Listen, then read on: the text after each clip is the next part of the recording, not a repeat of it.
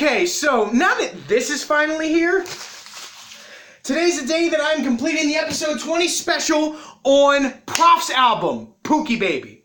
This is his second album on the Rhymesayers Entertainment label, and honestly, it's one of his most entertaining albums to date. It makes its own image. Much like how I said when I was reviewing the Whether or Not album by Evidence, it was very self-evident, no pun intended, that every person on Rhymesayers makes different albums every single time. They still implement the I am a rapper and I can do whatever the heck it is I want to because I'm a lyrical genius sort of thing, but they also implement storytelling elements that not a lot of people have the ability to grasp onto. There are so many people in the rap game that don't know how to properly tell a story. It's sickening and it's a little upsetting. But there are so many other people out there that have the ability to do it, and then they just talk about how much they sell crack, or they're lyrically superior to their friends, peers, whatever. It's just wasted talent, wasted time, etc.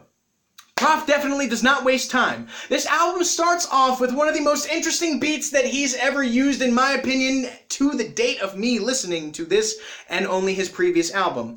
The title track of the album starts off very poppy, and you're kind of squinting because if you're just a regular old rap fan and you know who he is or you don't know who he is, you start listening to it and you're like, oh man, this is gonna be mainstream as all hell. And it's not, because he does his own thing with the track and he makes it interesting. Not that many people can do a common day hip hop track when it comes to having a poppy record and then rapping on top of it, and then making it marketable. Like the Flatbush Zombies did on Vacation in Hell. They had the ability to do that. And Prof definitely has the ability to do that as well. So it's nice to see that come full circle. Now, one of the lead singles for the album and the second song on the album, called Andre the Giant, is one of the most rough, tumble, interesting songs that he's released to date as well. It was one of the first music videos to be released for the album, and it has just a posse of a lot of people that he knows on Rhymesayers and a lot of people that he knows just from making music over the years. One of the people that is highlighted, or two of the people that are highlighted in the music video, are Astronautilus and Dem Atlas. Astronautilus is a underground hip-hop artist out of New Orleans, and Dem Atlas is another Rhymesayers Entertainment member, which is really cool to see how he came together and got some of his buddies and a lot of his fans in the music video. Holy cow! It was almost like the Work remix music video. There were a lot of fans in that song and a lot of posse members when Ferg had his verse. It was really, really good. But that album definitely had a good point of starting off with this song specifically. It sets the tone for everything. And the tone that Prof is trying to set with this album is that it is supposed to be the summer album of 2018. And that is exactly what this is. Many have done so, many have attempted to do so, and many have failed at trying in making a summer album. Not that many people can go into the music business and break the course of their artist's structure and make something for a specific time of the year. Now, this album can definitely be listened to when it's freezing ass cold outside, but this vibe of the album definitely comes off like the first day of spring. Much of us on the East Coast have not really witnessed much of spring, and today is one of the first days that we have witnessed it, and it's just so nice outside. I listened to most of the album with the windows down, and it was just refreshing. It was like verbally he provided the fresh air, and the world was giving the fresh air back. It was hand in hand, and it was glorious. So Prof, thank you for releasing it on such a day as today, although you probably had no clue that winter was going to be staying around this long. Anyway, the album goes on and continues with one of the other lead singles. When this album was in its infant stage, the song was released called Time Bomb, and that was when it was shown off as an idea that he was putting out, like, hey, I'm not going to be cutting my hair until I'm completely done with this album. He got done with the album, and then he ended up going on tour for a little bit. And the tour happened, and then as he was on tour, he had all of his recording equipment, live equipment, everything stolen.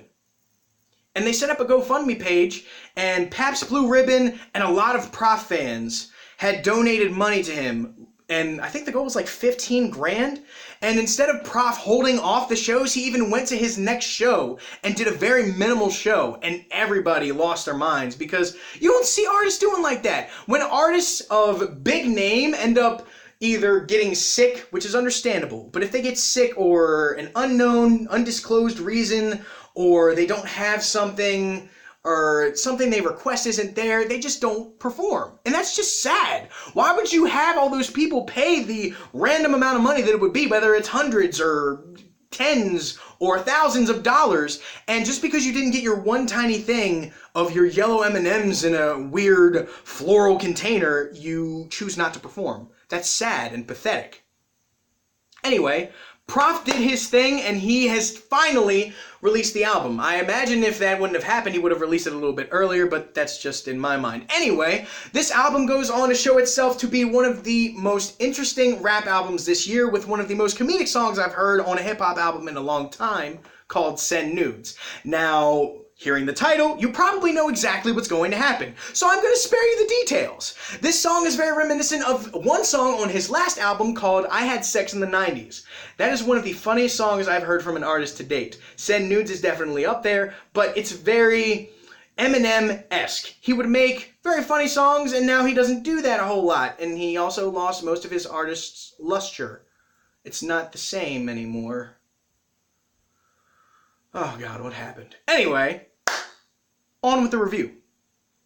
Another song after this hilarious song is Be Around, which features the artist Ashley DeBose. I've never heard of her. I don't know anything about her, other than the fact that she's on this album. And I was thoroughly convinced after listening to the song as many times as I've listened to it today, I think it was like 3 or 4, that they're dating, and they're not. There's no statement anywhere of them dating, but they made the song so convincing that if they were to do a music video for it, it would be one of the most artfully made music videos of a love song to date. The song itself is interesting because you don't hear love songs like that often. 9 times out of 10, the love song is like, hey, I'm tortured and you won't love me back. Anyway, I've Cooked Crack Before is another amazing song on the album, which basically calls out all the Gen Z and millennial rappers that are out there right now, claiming that they either cook crack or have made crack and sold it, la-di-da, whatever. He calls them out. He lets them know, you don't do that shit. You don't do it at all. And even if you think you do, you don't. Because if all you guys would be in a kitchen, let's see how many of you would be missing. Directly ripped from the song. Another song on here that basically gets me hyped as nobody's business, unlike Andre the Giant and Time Bomb, is called Action. And that song, for its namesake, makes you want to take action and beat the living hell out of something. That song can start a mosh pit in about 30 seconds. It's great. It's a good song. And he also lyrically destroys the song. The next 2 songs I'm going to talk about in tandem are Homicide and Criminal. And Criminal is Prof's self-proclaimed best song he's ever written. For now.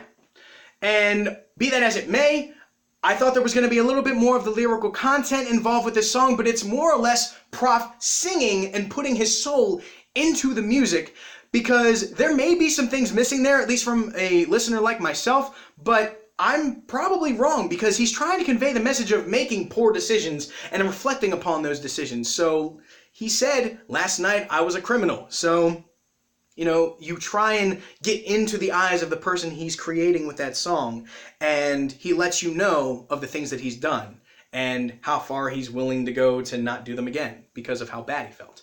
And a song following that is called Homicide, which Prof stretches his vocal capabilities, and he does so well. This man could go toe-to-toe with Chris Calico and probably end up even with him. It would be amazing to see them on a track, but that's just my fan senses kicking in. Now, the last 2 songs on this album, one is an anthem made for his city, Minneapolis, Minnesota, which is really cool because not that many artists out there, as many of them have tried, they cannot make an anthem for their city or their state. It's very difficult, and it's not universally well accepted. There are songs like New York State of Mind or Straight Outta Compton. You know, those kinds of songs are anthems for cities, but not something that everybody can relate to. And even this song is not something that everybody can relate to. Now, the last song on here is called Eulogy, and Eulogy is basically Prof saying that with all the things I've done in my life, I technically shouldn't be here. I'm late for my own funeral. In and of itself, the description of the song is just that. And that makes this song such a decent send-off and a total mirror and ass-backwards approach to his last album. The last album had a very upbeat, hype song as the send-off, and this one is just letting you know I'm not the man that you perceive me to be if this is your umpteenth time listening to me. I should technically not be here, but I'm grateful that I am. So, Prof, we are all grateful that you've had the opportunity to extend your prowess and do what you need to do in order to make this album. We all love you for it. And I highly recommend this album if you guys want to listen to something different when it comes to hip-hop, and it isn't mumble rap, because the people that have tried to listen to Famous Dex apparently didn't like it that much. But that's just how you guys listen to music. That's how I like it. Anyway. This album's iTunes link and a playlist will be below in the description, and I wanted to thank everybody for the 20th episode. Hopefully 20 will turn into 2,000 and so on and so forth. I've only gotten 15 subscribers so far, which is amazing, and I cannot wait to get more. It's going to be such an amazing feeling when I hit 20. It's going to be amazing when I hit 30, 40, whatever. It's a great feeling. It's nice to see that I'm being well accepted in the YouTube community, although I'm trying not to make a profit off of it. It's nice to let people know my opinion, and the fact that you guys are enjoying it makes it even more enjoyable. So to everybody that has subscribed, watched, liked, etc., thank you. You guys are awesome. And I don't know how many times I've said that, but I'm going to keep saying it until I feel like I need to find a different word for it. You guys are awesome. You guys are amazing. You make this more enjoyable. So with that being said, tune in on Tuesday when I review another surprise album or mixtape. Might be a mixtape. I don't know. I'll post a video on Sunday letting you guys know exactly what it is I'm going to be doing. So until Sunday, I will see everybody then. Peace and have a great weekend.